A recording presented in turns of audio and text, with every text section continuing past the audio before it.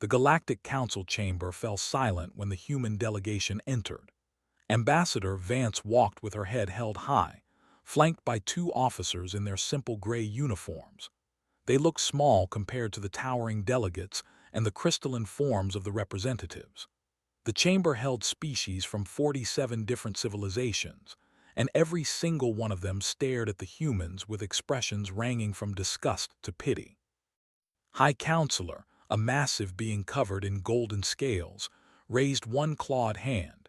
His voice boomed through the chamber like thunder rolling across mountains.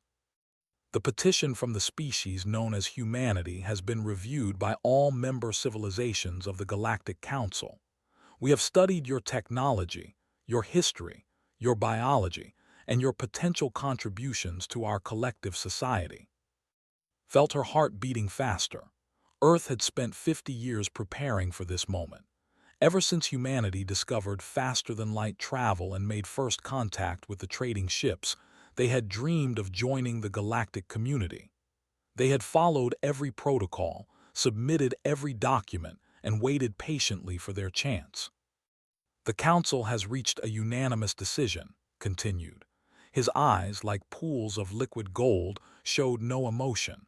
Humanity's application for membership has been.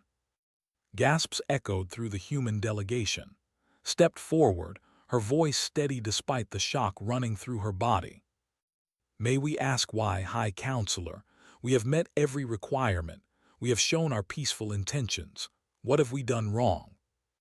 Looked at her, the way someone might look at an insect that had learned to speak. You have done nothing wrong, Ambassador. You simply are what you are. Your species is too young, too aggressive, and too unpredictable.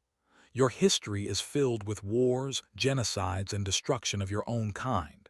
You evolved as predators on a death world, and that violence is written into your very genes. The delegate, a being made of living crystal that refracted light in rainbow patterns, spoke next. Its voice was like wind chimes in a gentle breeze. We have observed your species for decades. You fight among yourselves over resources, ideology, and simple differences in appearance. How can we trust such beings to participate in a peaceful galactic community? Opened her mouth to respond, but a delegate cut her off.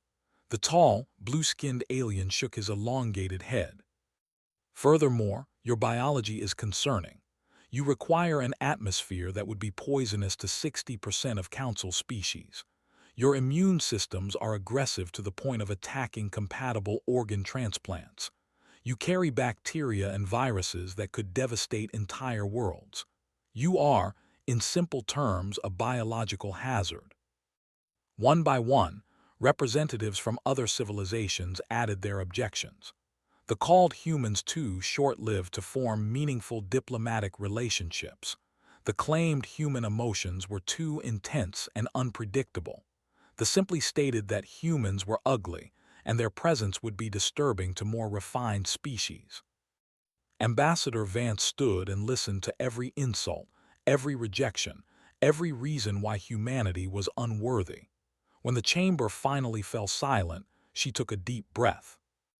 I understand your concerns, she said, her voice calm and measured. But I would like to remind the Council that every species in this chamber was young once. Every civilization had to grow beyond its violent past.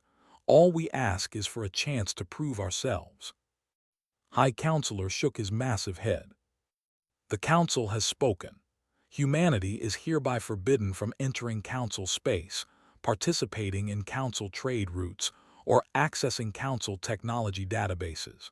You may keep your small corner of the galaxy, but you will never be part of our community. This decision is final and cannot be appealed for 10,000 standard cycles. Felt the weight of those words crushing her chest. 10,000 cycles. That was nearly 15,000 Earth years. By then, everyone she knew, everyone she loved, everyone who had worked toward this dream would be dust. The human delegation was escorted out of the chamber in silence. As they walked through the gleaming corridors of the Council station, passing aliens who turned away from them in disgust, made a silent promise to herself, and to every human who would ever live. They would prove the galaxy wrong. The news hit Earth like a hammer. For weeks, there was despair. People wept in the streets. Politicians pointed fingers. Some called for war, though everyone knew that was impossible against 47 advanced civilizations. Others fell into depression, believing that humanity would forever remain alone in the cosmos. But then something remarkable happened. The despair transformed into determination. The grief became fuel for something greater. United Nations Secretary-General stood before the General Assembly and spoke words that would echo through history. They have cast us out. They have called us violent, dangerous, and unworthy. Perhaps they are right about our past, but they are wrong about our future. If the galaxy will not have us, then we will build our own place among the stars. We will prove that humanity is not defined by its worst moments, but by its ability to rise above them. The world united in a way it never had before. Old enemies became allies. Resources that had been hoarded by nations were pooled together.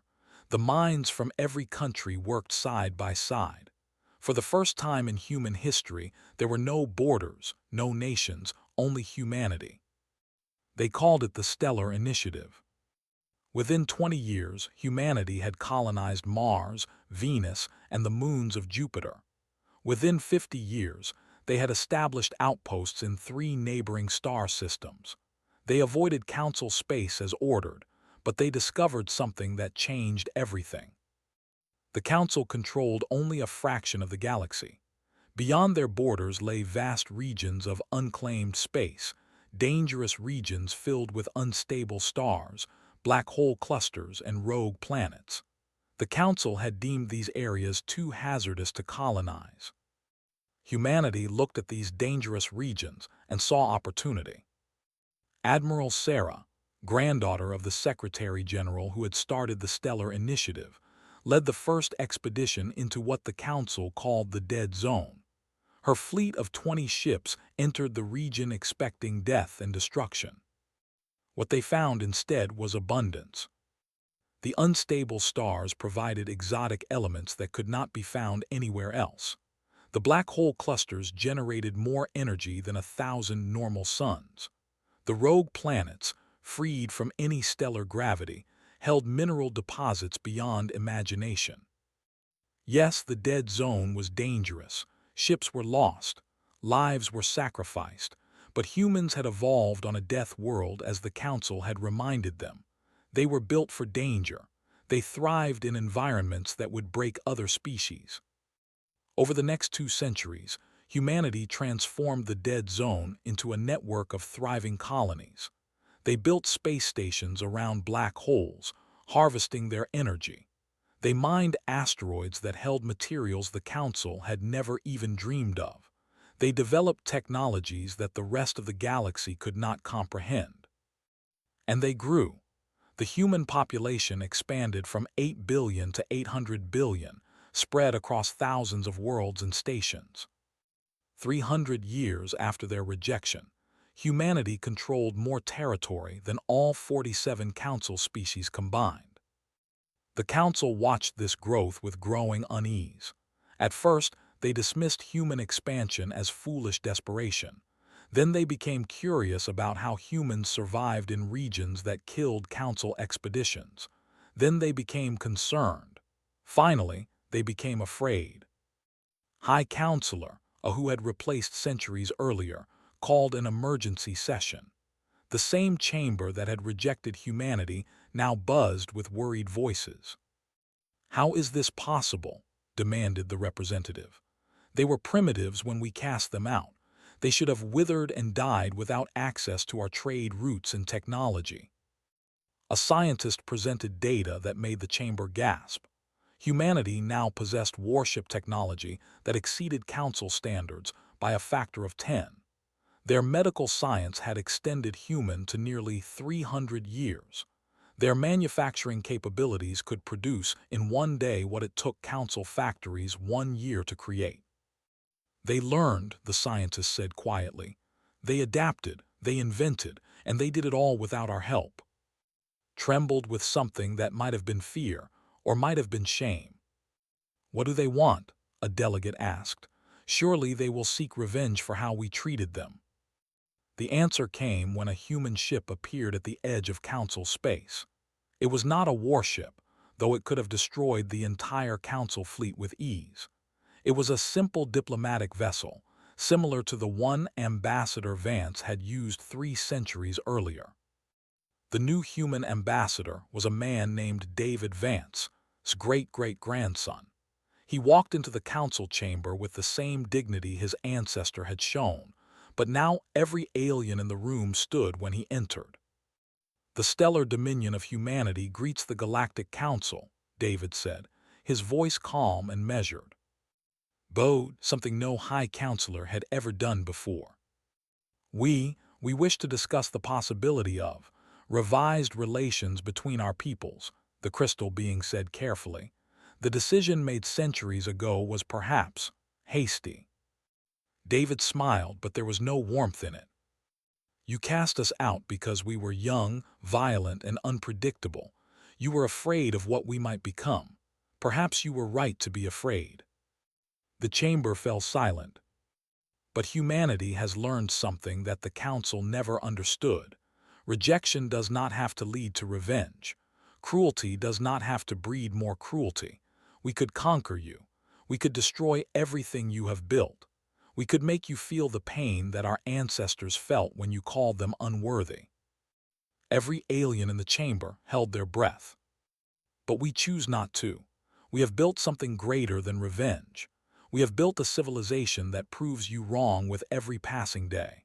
Our dominion welcomes any species that wishes to join, regardless of their biology, their history, or their appearance.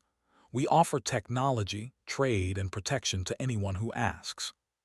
He paused and looked around the chamber. "You can keep your counsel and your old ways, but know that the species you rejected now holds the future of this galaxy in its hands, and unlike you, we will never cast anyone out." David Vance turned and walked out of the chamber, leaving 47 species to contemplate the irony of their past decisions. Over the following centuries, one by one, former Council species applied to join the Stellar Dominion. Humanity welcomed them all. The old Council eventually dissolved, replaced by a new order where every species was treated with respect. And at the center of it all stood humanity, the rejected species that had built the greatest civilization the galaxy had ever known. Not through conquest or revenge, but through sheer determination and an unbreakable will to prove that no obstacle was too great to overcome. The stars that once seemed so cold and unwelcoming now blazed with the light of human achievement. And somewhere in the cosmos, the descendants of Ambassador Vance looked upon their stellar dominion and smiled. They had been cast out by every civilization. They had built their own empire among the stars, and they had done it without becoming the monsters the galaxy had feared. That was humanity's greatest victory of all.